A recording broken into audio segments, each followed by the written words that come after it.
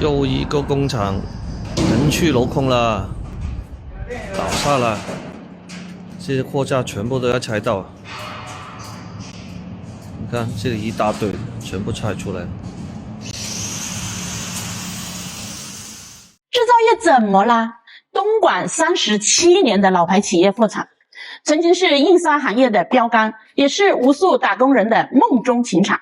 当年萍姐也挤破头都没挤进去，曾经年产16个亿，如今负债14个亿，到了破产重组的境地。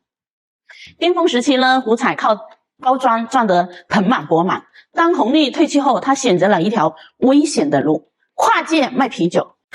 现在谁家要媳妇，我现在就嫁。谁家要媳妇，我现在就嫁。今年以来，经济大省广东不断传出企业倒闭的消息，不仅东莞中小工厂因为资金链断裂而停产，连很多深耕当年几十年的大厂也是陆陆续续的倒闭了，或是将产能转移至其他地区。近日，东莞制造业再传重磅消息，有着26年历史、巅峰时超过1万名员工的长荣东莞玩具厂，因订单暴跌40%，经营陷入了绝境而宣布结业。其母公司华盛玩具董事会最终确定停产清算方案，这家制造业龙头标杆至此谢幕了，留下了无数的唏嘘。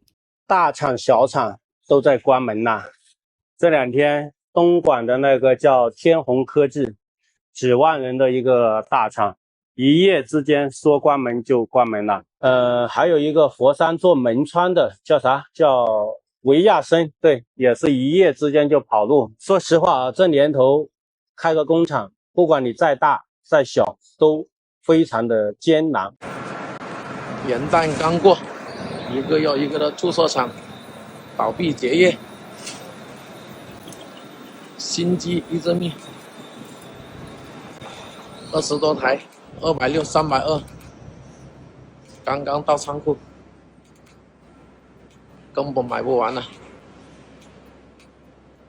到年关将近了，服装厂就是扎堆的跑路，番禺一大堆的跑，海珠区现在也成了一大堆跑，要么就自己自杀了，要么就直接性你还没反应过来，晚上就消失了。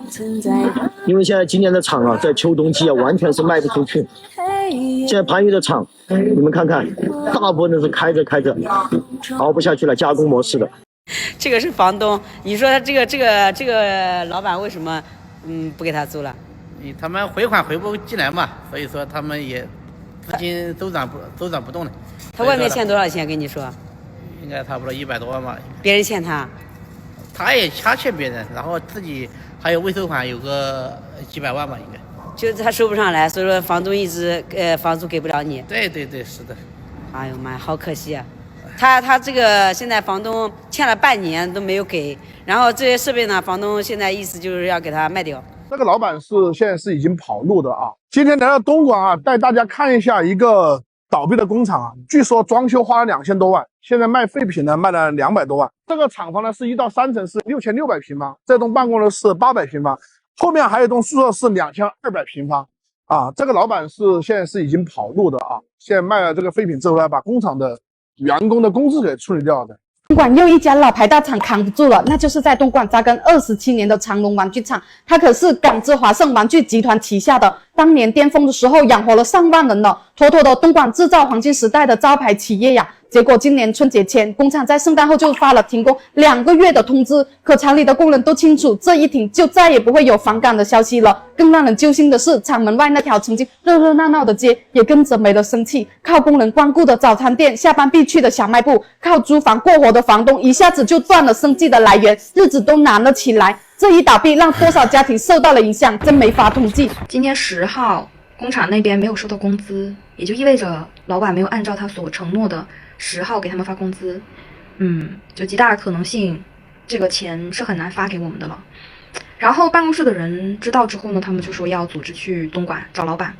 东莞一位台资企业管理者林先生对海外的中文媒体表示，当地不少台商正在考虑撤离或已经正在撤离。他表示，现在台商都在想办法撤，不少设备密集型的企业倒闭或转厂，机器都等着运走，不撤的通常有难言之隐。东莞商人陈先生表示，最近这2年，当地部分代工厂长期面临外贸订单减少与内需不足的压力。中小企业如果收不到买家货款，资金马上就紧张。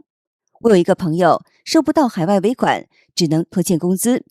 工人抗议以后，他被迫去借钱。这里就是后街赤岭娱乐公园，以前这里人山人海，旁边有好几个大厂：绿洲鞋厂、绿洋鞋厂、利凯鞋厂、大森厂、通用电器厂、利法宝玩具厂。一到周末休息的时候，公园里人山人海，里面有个溜冰场，每天晚上都围满人观看。曾经一铺难求的商业步行街铺位，没有了工厂和打工人，如今都关门了，杂草丛生，一片荒凉。这里有留下你的青春回忆吗？年底了，大量注册厂倒闭啊！今天又拉回来3个平板，都是海天机。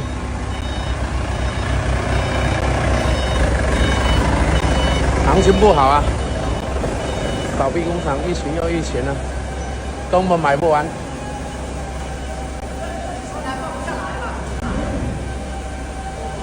仓库都对不下去了。兄弟们看一下哈，摄影师过来看一下，就这个厂，我们10几个人这里干活的，这个厂倒闭了，而且工资我已经全部垫付完了，就是厂里面还没给我们1分，应该做的这些鬼东西。哪怕货去卖都卖不到什么钱。现在年底了，大家找工作一定要小心。这个厂呢就是在乌沙，这个布格大道哈，不说都知道是哪个厂了，看，现在已经烂尾了。现在已经不是提前回家过年这么简单了，而是有很多公司，特别是中小微企业的这些老板，提前把公司关掉回家过年。特别现在在上海有很多这种5到10人甚至20人左右规模的这种公司，很多老板都撑不过这个春节的，都是在年前把公司关掉，干脆就不干了。所以这种现象现在已经非常普遍了。今年失业的人太多了，我今年30加了，失业已经半个月了。我今天就想问大家一个扎心的一个问题，如果说你辞职失业了，没有收入来源，你们有依靠和退路吗？不准说谎。有的人可以靠父母，有的人可以靠另一半，那你靠谁呢？今年打工的都要亏本了，现在广州都没什么事做了，那个人都少了好多。像我们厂昨天刚做了一个早上，现在今天都没有去上班了。好多朋友都问我有没有事做，那现在就这么个情况啊，现在做衣服就很难了，没办法，现在又没做存货，现在真的不好搞啊，不知道怎么办啊。老铁，你们那里情况怎么样啊？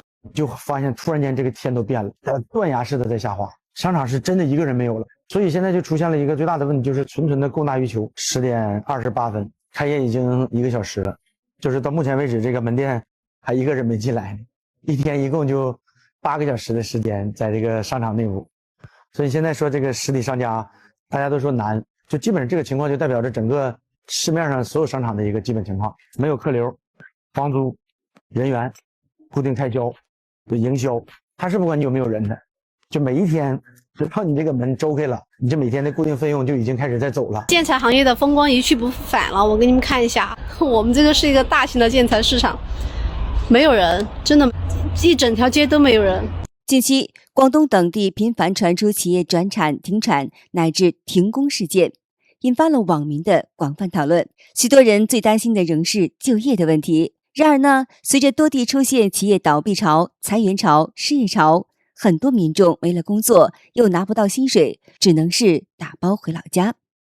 距离传统新年还有1个多月，但过年的返乡潮如今已经开始了。看看广州车站、江苏昆山的绿皮火车，挤满提前返乡的打工人，年还没有过，各个大城市的人却先走了一半。2025年实体店倒闭潮的重灾区竟然是理发店，所以当理发店都在相继倒闭，你还怀疑自己穷的不正常吗？按说理发这个事情离我们这么近，理发店怎么会这么多倒闭？这个实在是不理解。你们那儿现在理发一个人多少钱？大家评论区聊一聊。你知道现在成都社会的现状有多惨吗？来，你看，开早餐店的在哭，开舞厅店的在哭，开餐饮店的在哭，开奶茶店的也在哭，开建材店的在哭，开 KTV 的也在哭，开洗脚店的、按摩店的都在哭，美容美发的也在哭，甚至连我们这种做金融助贷的，更在哭。你在评论区还能找到一个不哭的老板吧？今年是2026年，我感觉是经济最难的一年。我家小区旁边的2个饭店都倒闭了，其中有一个开了5、6年了，另外一个开了3个月，装修好了，刚在那吃完饭，过2天就关门了。还有一个气球店也差不多开了快10年了，还有旁边的培训机构也全部关门。然后旁边有个长发广场，上面的一个超市也关门了。我感觉从来没见过那么差的。现在的生意有多难做呢？来看看这排店面房，前几年呢都是要转让费，还一房难求。现在呢，房租已经一降再降了，依然逃不过全军覆没。有谁知道这是哪里吗？看了这个视频，你还想去创业吗？只开了27天的超市，你相不相信？你信不信？我今天带你看一下里面的东西有多少啊！这个超市呢，投资了大几百万，但是呢，只开了27天。27天呢是什么原因？这里的东西呢非常的新啊，像这些蔬果堆头，现在我们全部在拆卸，包括这里的冷柜，像这些都是品牌的啊，快乐的，这些都是大品牌吉利的冷柜。现在整个商场呢，我们全部打包下来了。你们发现了没有？东莞的混混跟黑社会啊都不见了。老东莞人呢，应该都知道啊，在10几年前啊，东莞是有很多混混的，俗称打流的。但是现在的治安呢，越来越好了。这些人呢，都去了哪里了？是进厂打螺丝了，还是改邪归正做生意了？或者是说，难道人家都回老家种地去了吗？我确实有点不明白啊。东莞的朋友们，你们啊都知道这些人啊去哪里了吗？开便利店的老板，你们还睡得着吗？一觉睡醒，又一个美家倒闭了，里面所有的设备1天都要拆完。想看的跟我走。烟酒柜收回来1整套，双门饮料柜收回来3台，靠墙的货架收回来30多组，中岛的货架有2组。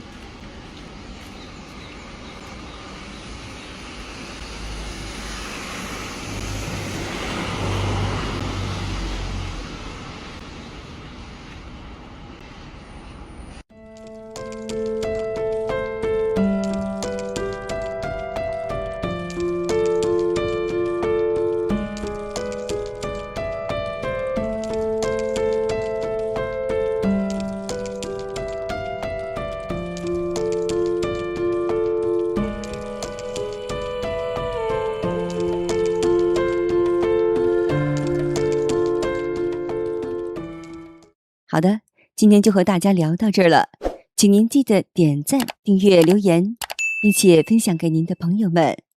感谢您的支持，我是美玲，我们下期节目再见。